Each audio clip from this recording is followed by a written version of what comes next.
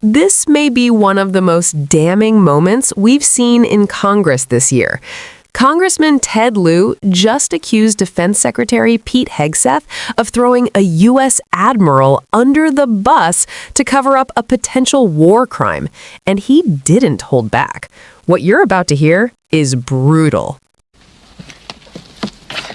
Thank you, Chairman Aguilar. I also want to add my sincere condolences to the family of Sarah Beckstrom, the National Guard soldier senselessly killed last week. And I also pray that Andrew Wolf, the other National Guard soldier fighting for his life, pulls through. As Chairman Aguilar has said, we have an affordability crisis. That's one reason Donald Trump is polling at the lowest level ever for a modern-day president at this point in a term. Only 36% approval, over 60% disapproval. And for folks who shopped on Black Friday, last Friday, according to Salesforce, average prices across all products increased 7%. And then specifically for household goods, prices increased 24%. Things like furniture, appliances, dining, and decor all skyrocketed. And what is Donald Trump doing? He wants to make sure his Great Gatsby ballroom is as big as it can be. Trump and his rubber stamp Republicans are not focusing on the affordability crisis, and now we have healthcare costs skyrocketing. And if we don't extend the ACA tax credits, it's going to mean that millions of Americans are either going to lose health insurance or pay a lot more for the healthcare premiums. Now I'd like to talk about war crimes. Last week, Secretary Hegseth lied and denied media reports that the U.S. military ordered a second strike on defenseless shipwreck survivors. Then yesterday, both the White House and Hegseth said actually it was Admiral Bradley who ordered the second strike.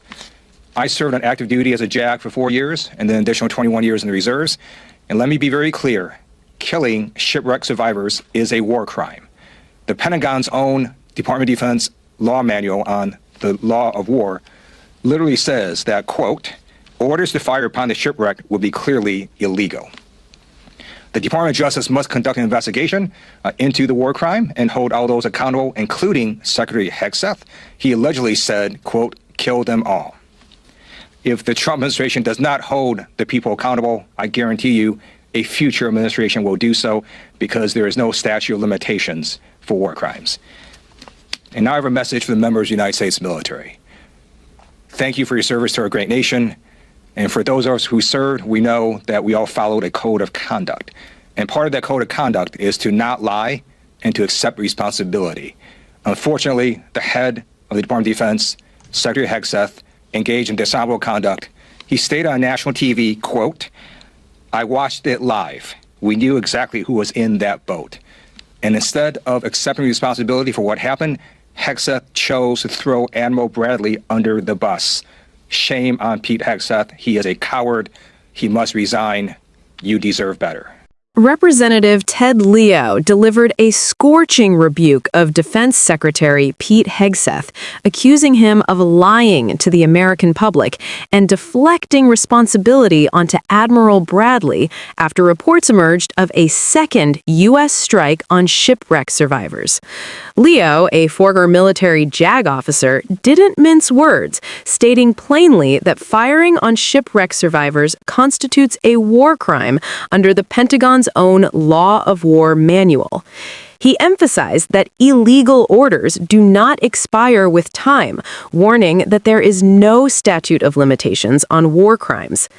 The most explosive moment came when Lieu accused Hegseth of moral cowardice, saying the secretary chose self-preservation over accountability, betraying the very code of conduct every service member is sworn to uphold.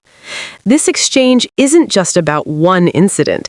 It raises serious questions about civilian leadership, military ethics, and whether political loyalty is being placed above the rule of law at the highest levels of the United States Department of Defense.